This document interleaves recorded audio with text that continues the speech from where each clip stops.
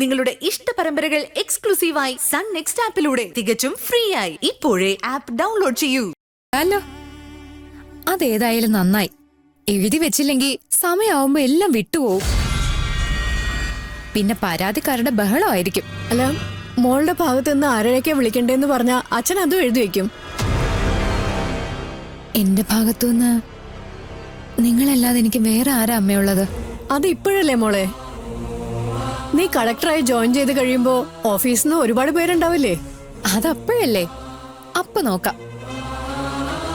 ഇതിപ്പോ അവിടെ ആരുണ്ടെന്നും ആരെയൊക്കെ വിളിക്കണമെന്നൊന്നും എനിക്കറിയില്ലല്ലോ.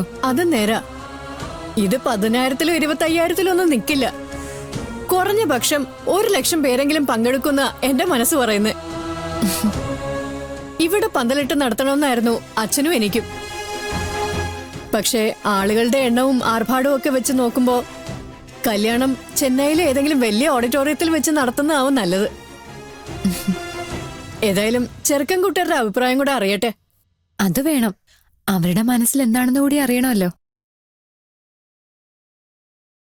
പക്ഷെ ആരെ വിളിച്ചില്ലെങ്കിലും ഞാൻ മാണിക്യമംഗലത്തെ വിശ്വനാഥനെ വിളിക്കും. വന്ന് കാണട്ടെ അയാള്. ആതിര IASന്റെ അല്ല, അലമേലു IASന്റെ കല്യാണം.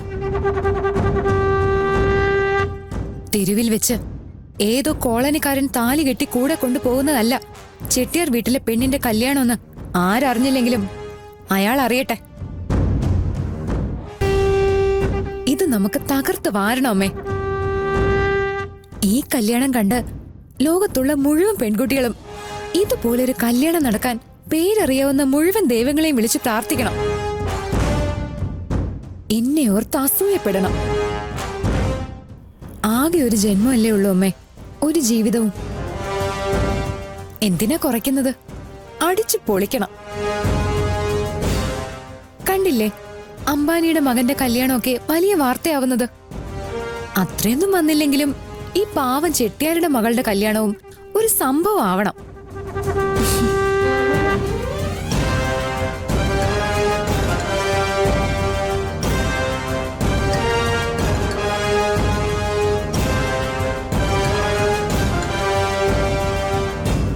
അടുത്തത് ലിംഗസ്വാമി, ടി നഗർ, പോസ്റ്റ്, ചെന്നൈ.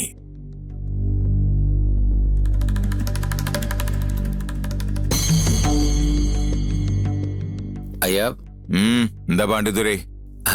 അത് എനിക്ക് കുറച്ച് ദിവസത്തെ ലീവ് വേണമായിരുന്നു. ലീവോ? നീ എന്താ പാണ്ഡിതുരേ പറയുന്നേ? എനിക്ക് അത്യാവശ്യമായിട്ട് നാട്ടിലൊന്ന് പോണമായിരുന്നു. അതിന് നിനക്ക് നാട്ടിലാരും ഇല്ലാന്നല്ലേ പറഞ്ഞേ? ബന്ധുക്കളായിട്ട് ആരുമില്ല, പക്ഷെ സുഹൃത്തുക്കളുണ്ട്. തൽക്കാലം ആരെയും കാണണ്ടെന്ന് വെക്കണം. അതിലും വലിയ അത്യാവശ്യമല്ലേ ഇവിടെ നടക്കുന്നത്. കല്യാണം അടുത്തു വരുന്ന സമയത്ത് ഇപ്പോഴല്ലേ നിന്റെ സേവനം ഇവിടെ ആവശ്യമുള്ളത്. മതി, അത് കഴിഞ്ഞിട്ട് എങ്ങോട്ടെങ്കിലും പോയാ മതി. എന്താ പാണ്ഡിതുരേ, പറഞ്ഞത് കേട്ടില്ലേ? ഓ, എന്നാ ചെല്ലേ.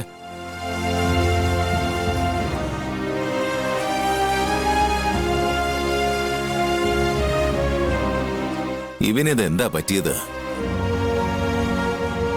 കുറച്ചു ദിവസമായിട്ട് ഞാൻ ശ്രദ്ധിക്കുക, ആകെ ഒരു അലസത. എന്താ ഗണേശ, നിനക്കുണ്ടോ അലസത? ഇല്ല വലിയൊരു. എന്നാ എഴുതുക. വിശ്വനാഥൻ,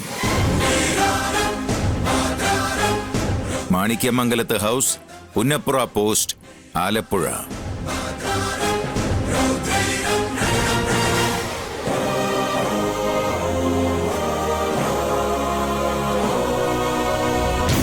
എന്താടാ മെഴിച്ചു നോക്കുന്നത്? പറഞ്ഞത് കേട്ടില്ലേ? എഴുത്. Viswanathan, Manikyamangalath house, Punnapra post, Alappuzha.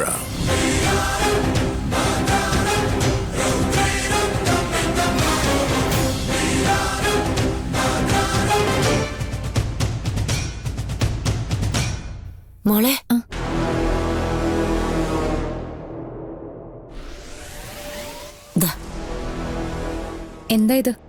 Coffee. ഞാൻ നിങ്ങളോട് കോഫി ചോദിച്ചോ? ഇല്ല, അറിഞ്ഞും കേട്ടും ചെയ്യേണ്ടത് ഒരു ജോലിക്കാരുടെ കടമയല്ലേ. താ.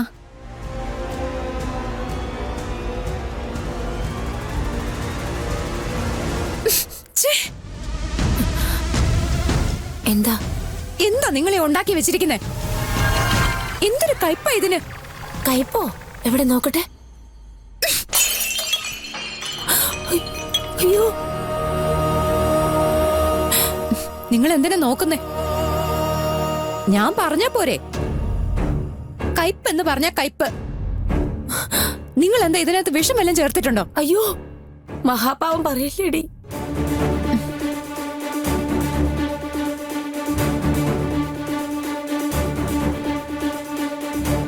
എന്താ എന്താ മോളെ, എന്താ ഇത്? ഇപ്പൊ ഈ നിമിഷം ഈ വേലക്കാരി ഇവിടുന്ന് പറഞ്ഞു വിടണം. നീ കാര്യം പറയും മോളെ. കണ്ടില്ലേ, ഇവര് കയ്പുള്ള കോഫി ഉണ്ടാക്കിക്കൊണ്ട് വന്നിരിക്കുന്നു. കയ്പുള്ള കോഫിയോ? അതെ, കൂടുതൽ ചോദ്യവും പറച്ചിലും ഒന്നും വേണ്ട. ഇപ്പൊ ഇവരെ ഇവിടുന്ന് പറഞ്ഞു വിടണം. എന്താ ദാക്ഷായണി, എന്താ ഉണ്ടായത്? എന്താ അവര് പറഞ്ഞാലേ അമ്മയ്ക്ക് വിശ്വാസം വരത്തുള്ളൂ?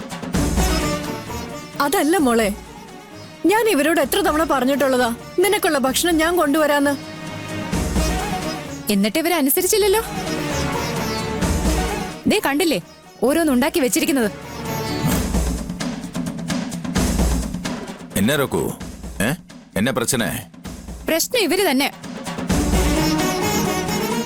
ഇവരിവിടുത്തെ ജോലിക്കാരിയാണോ അതോ വീട്ടുകാരിയാണോ? ആവശ്യമില്ലാത്ത കാര്യത്തിലൊക്കെ ഇവരെന്തിനാ ഇടപെടുന്നത്? എന്താ മോളെ, എന്താ ഇപ്പൊ ഉണ്ടായേ? ഉണ്ടായതൊക്കെ വിശദമായി ഞാൻ പിന്നീട് പറയാം. അച്ഛൻ ഇപ്പൊ ഇവരെ ഇവിടെ നിന്ന് പറഞ്ഞു വിടണം.